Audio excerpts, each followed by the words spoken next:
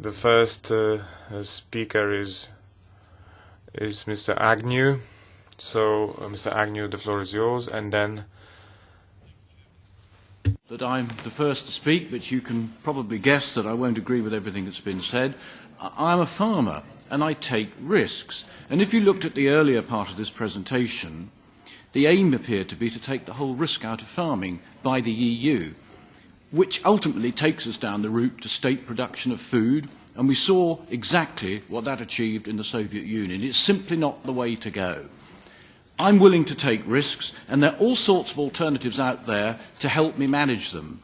For example, there are the futures markets, and that gives you the opportunity to buy and sell forward, which I could do on the telephone today if I wanted to. But it goes beyond that. You can actually buy the option to sell your wheat at a certain price.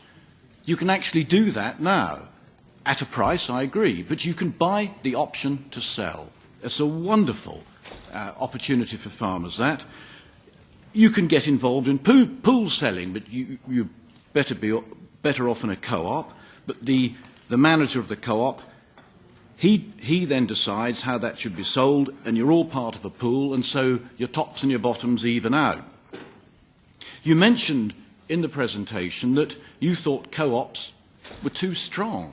And that really did surprise me, because if they get stronger, that will help the farmers.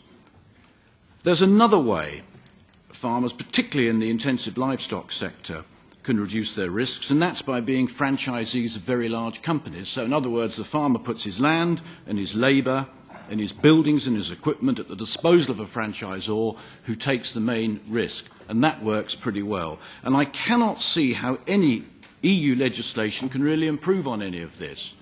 Much of this has passed the test of time. You asked about land prices. You said that you couldn't understand if farm profitability was falling. Why do land prices seem to rise? Well, in our country, there are two sorts of taxation that make this likely to occur. One is inheritance tax, and the other is rollover relief. But also there's the general scarcity of farmland, because it's constantly being built on for houses and roads. And if farmers are not making money at the current fairly high commodity prices, why don't they take advantage of the technology that the plant breeders are putting at their disposal? They can't have it both ways. I was a bit puzzled to see you mention intervention in significant quantities at profitable prices. As far as I understand it, the WTO is completely against this. This is why we had to stop doing it. But please correct me if I'm wrong. Finally, on sugar quotas, ending in 2015, this is simply too fast for my country, the United Kingdom. We had to close sugar beet factories at the behest of the European Union only 3 or 4 years ago. And to suddenly try and reopen these within the next 2 years is impossible. They've been knocked down. So we are asking for a delay on this. Otherwise, the UK is going to be hit very hard indeed, to say nothing of our cane refining sector. Thank you.